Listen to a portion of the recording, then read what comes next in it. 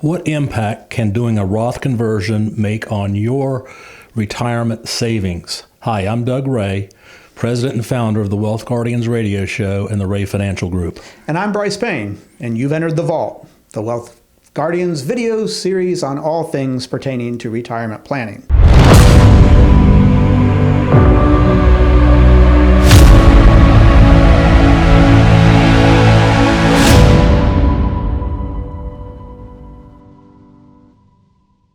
In this episode, we're going to take a look at Joe and Sally Client. We're going to go over their details, and we're going to see how their nest egg looks under two situations. A, if they never did any IRA to Roth conversions, and B, compare that to what it looks like if they did implement a sound IRA to Roth conversion strategy during their retirement. We're going to take a look at the difference it makes on their nest egg. We're going to take a look at the difference it means on the taxes that they pay, and perhaps most importantly of all, what kind of accounts, particularly the tax treatment of those accounts, that they are leaving to their beneficiaries. Okay. You might notice some little like and subscribe buttons there down below the screen. If you're so inclined, go ahead and click on those, and you can make sure to catch all the future episodes of the Wealth Guardians Vault series with Doug Garrett and myself. All right, Doug, let's go ahead and get to it here. Let's throw this up on the screen. This is the details of Joe and Sally Client. We've got Joe has a 401k of $350,000. He's got an IRA of $225,000. Sally's got a 403B of $275,000. They've got a savings account of $25,000. They've got a Roth account of $185,000 and a brokerage account of $50,000. And then Joe's got a little additional checking account of $5,000. The assumptions that we're making here is that Joe and Sally Client have a combined gross Social Security income of $5,000 a month. Their net expenses are $4,000 a month. We're going to assume a 3.27% inflation rate, and we're going to assume a 5% average annual return on their investments. So that being said, Joe and Sally Client are going to have to dip into their savings a little bit to supplement the net Social Security that they're getting. Let's go ahead and move to the next slide now. Now, I just want to mention, Brice, folks, I know that's a lot of numbers we just threw at you, but hang in there. It's really going to get good here. It's going to make sense here in just a second. All right, let's go down to that second row, today's balances. This is what they have. They have qualified funds of $850,000. That means IRAs and 401ks. Their non-qualified accounts are $50,000, and their 1099 funds or savings checking accounts are $30,000, and their Roth IRA funds are $185,000. Now, if Joe and Sally Client never converted any of their investments, their IRA or 401k investments, to Roths, at age 100, they would have there in the far right column there, $3,853,843. Let's keep that number in mind. Now let's go up to the top. Let's assume, however, that we do implement a sound IRA to Roth conversion strategy. Over the next 3 years, in the years 2023 through 2025, for 3 years, each year we're going to convert $116,649. We're taking advantage of filling up the brackets so they don't kick into a higher bracket unnecessarily.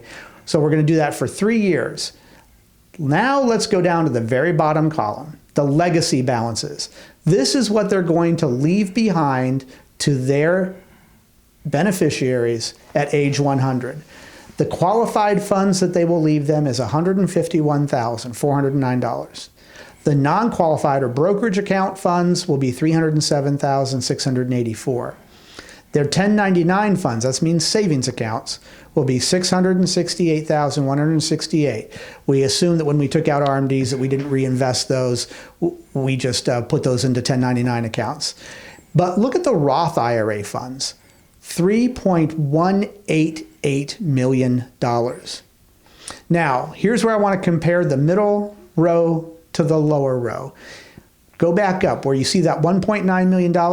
That is the total RMDs that Joe and Sally Client were forced to take out total from the time that from the time that we implemented this strategy to the time that they turned age 100. But if we implement a sound IRA to Roth conversion strategy, that's $674,294 that they are forced to take out as RMDs. Significantly less. Significantly less. And I want to add this point.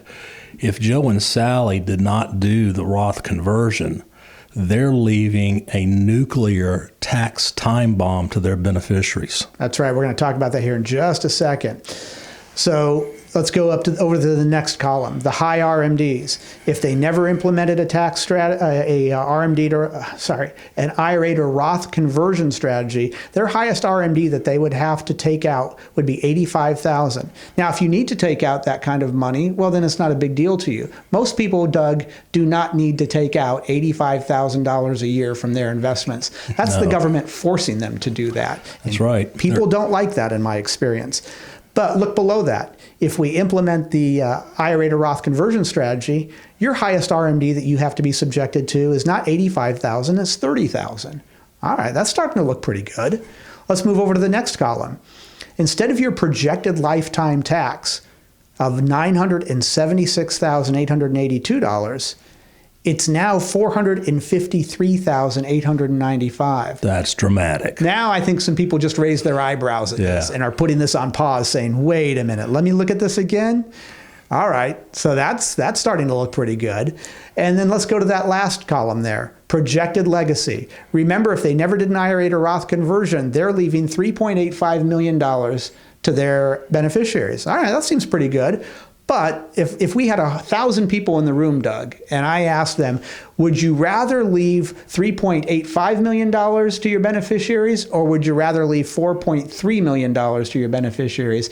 I'm thinking just about 101% of the arms in the room would go up because they would rather leave their kids, or whoever their beneficiaries are, another $500,000. And especially 3.1 of it there you go. Is tax-free. So what Doug's talking about is this middle column where it says Roth IRA funds. Now remember, if we look up above that, see the $185,000? Well, that's what you're leaving to your kids if you never did an IRA to Roth conversion of tax-free monies. Right. Your beneficiaries don't have to pay taxes on that $185,000. They do have to pay taxes on whatever else you left them. But look here. $3,188,788 is what the beneficiaries are inherited that are completely shielded from taxes. That's almost as good as that tax savings number that we saw over there of cutting the taxes in half. So let's show you this on a timeline so you can understand. Let's move to the next slide. So you can understand, we've got two sections here. The pre-retirement before strategy, meaning everything on the left side is we never did an IRA to Roth conversion, and on the right side, we did do that IRA to Roth conversion. Let's just scroll through these years. I want you to look under the cumulative tab on each side, cumulative on the left side and cumulative on the right side. Well, you can see if they never did an IRA to Roth conversion, those first couple of years of your cumulative tax, let's just look at that third one, at $55,000, $60,000, $66,000 total. Well, let's compare that over here to the other side. Ooh, $124,000 going up to $162,000, going up to $174,000. Somebody might be thinking, why on earth is the Wealth Guardians or any financial advisor recommending something like this in the first place? Well, keep in mind, folks, we are retirement specialists. We are not planning for this year and next year and the next year. We are planning for the next 20 to 30 years of your life. We're in this for the long haul, as any fiduciary financial planner should be. Well, where do we break even here? Because this isn't looking too rewarding at first. Before you get there, Brice, let me point out this. You might be asking, why do we do the conversion in 3 years? Yes, please tell us. So we know right now that come January 1st, 2026, we revert back to the tax code that was pre-Trump. Yes. So what we're trying to do is take advantage of that 24% bracket you were talking about. While the window exists. Because on January 1st, 2026, the 24% bracket becomes 28 and the 22% bracket becomes 25. Yes, so that's implementing this before that happens so that we can take advantage of this before this disappears. So let's just scroll down. Keep an eye on these on the cumulative. each year by year. Do we eventually catch up? Well, there it is. I'll take the suspense out of it for you. The year 2041, if you never did an IRA to Roth conversion, you've now paid a cumulative tax of $230,000. But if you did do that IRA to Roth conversion strategy in the year 2041, you're now winning. You've now won the game, and we're going to win it more and more as every year goes on. Now we've only paid $220,000, not $230,000. And let's just cut to the chase. Let's go right all the way, next page, all the way to their age 100 in the year 2059. Instead of paying $976,000 on that left side cumulative column to the right side cumulative column, $453,000, like we said earlier. That's cutting your taxes essentially in half. All right, let's look at it in another graph.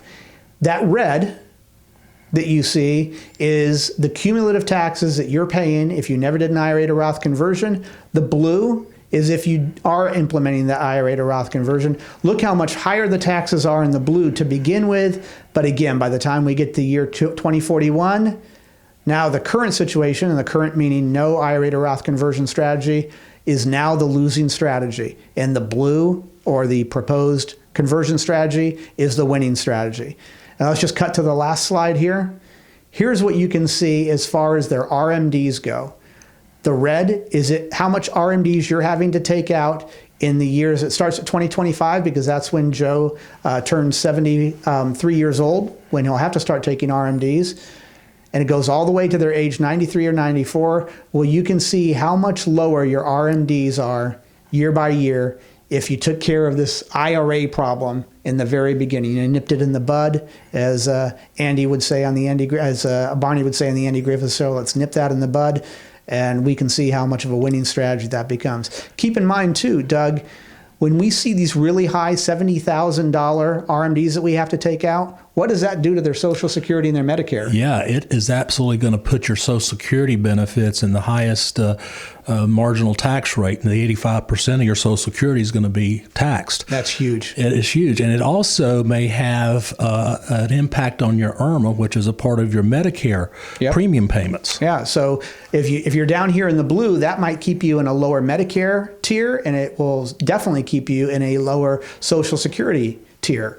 So I think that kind of speaks for itself, all these graphs and numbers. I hope that makes it easy for you to understand, or easier for you to understand, how an IRA to Roth conversion strategy, if implemented properly, can really save you from Uncle Sam and really benefit your beneficiaries and the taxes that they're going to have to pay on the inheritance 30 years down the road. It's not a winning strategy just in the first couple of years, but boy, if you can hold on, pay those taxes up front, you ended up becoming the winner and Uncle Sam the loser on this kind of thing 20 years down the road. It's powerful. It's really powerful. Doug, anything else to add? I think we got it. Okay, very good. That's going to wrap it up for this episode of The Vault. Again, I'll draw your attention to these little like and subscribe buttons down below the screen there. Go ahead and click on those if you want to catch more helpful information like this from our Vault series moving forward.